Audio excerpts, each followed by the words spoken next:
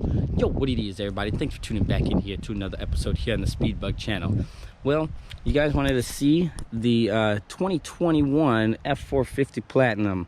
So I didn't make a real introduction or any crazy video about this, but I did post it on the Instagram.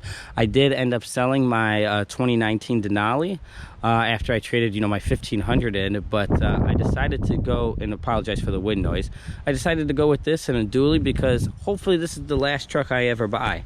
And not that my Denali or nothing didn't tow my trailer and everything very well, but at high speeds and stuff like that, like on the highway, it would definitely sway, and I wanted to get something that had a dual rear wheel so that the issue of its swing wouldn't be so apparent when you're going down the highway. And of course, I went ahead and looked at the Ram, I went ahead and looked at the GM trucks, and as you know, I'm a GM guy. It just, in my opinion, the GM had the shittiest truck of all of them. So obviously anybody that knows anything about the F450, why it is a 450, because it does have the wide track front end and it allows the turning radius to be just completely badass, and it is pretty much just badass. This thing turns like you're driving a Corolla, which is the best thing in the world. Like whipping this thing in parking lots and anything else, it's nothing like I've ever driven in any truck, and it was absolutely horrible in any of my other trucks. I'll open this up so you guys can see some of the interior. Of course, with the carbon and the platinum, everything is nice on the inside. Gargantuan freaking sunroof. Sunroof. It's actually just a glass roof. It's closed now, but everything is beautiful inside. Nice leather soft touch to everything. Beautiful cup holders. You actually get 4 cup holders here up front. The wireless charging, some extra carbon. Power outlets, 4-wheel drive, some more cup holders back here, heated seats everywhere, air conditioned seats. The massaging seats are amazing. Big thing for me in all of my cars is I gotta have a good stereo, and I was really worried about the stereo actually sucking in this thing. And I told the guy, I said, look, if this thing comes in and the stereo sucks, I can't buy it. And he's like, are you kidding me? You're not going to buy it? And I said, no, absolutely not. I'm not going to put a stereo in it. As expensive as this truck costs, it needs to have a good stereo. So luckily I had a good enough stereo that I thought was acceptable. So I'll do a few other little touches and things like that. And overall, the truck is fantastic. I love it. Obviously, power everything, easy entry exit. The back seat is fantastic and great. So when I do take my friends and stuff like that to the track with me, they have a great amount of room, nice power outlets and stuff like that. USB Type-C, some regular outlets as well back there. Heated seats and stuff as well in the back.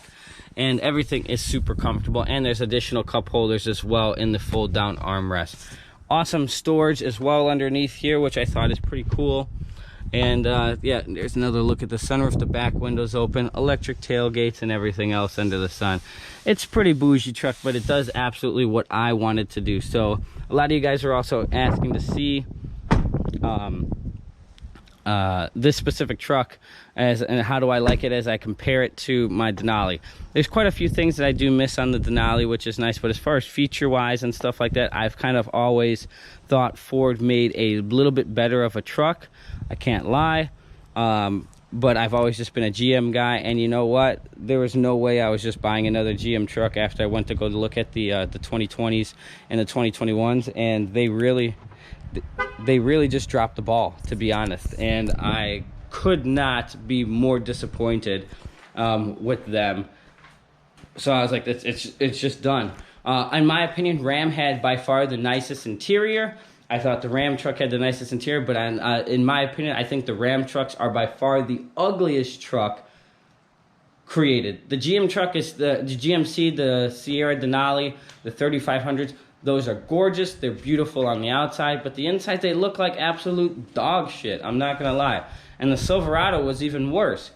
And then when I went to go look at the 350s, and I said, oh, okay, and I found out more about the 450s, it was a no-brainer. So to be honest, there's a few features and things that I miss on my GM truck, just I think it's because I'm used to a GM truck.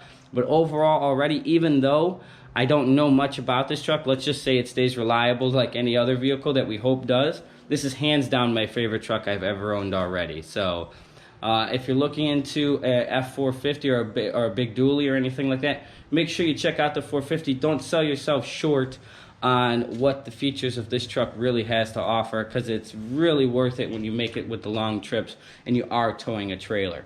And it doesn't really ride that bad, so I have no problem taking it on long trips and stuff like that with and or without a trailer, and it doesn't ride like too heavy or too rugged like a truck, which is what I was kind of really worried about, meaning I needed weight in the back to actually make it ride okay. And it drives perfectly fine. So wanted to show you guys that real quick, and the truck is pretty badass, and stay tuned here for some more content here on the Speedbug channel with the F450. Peace out.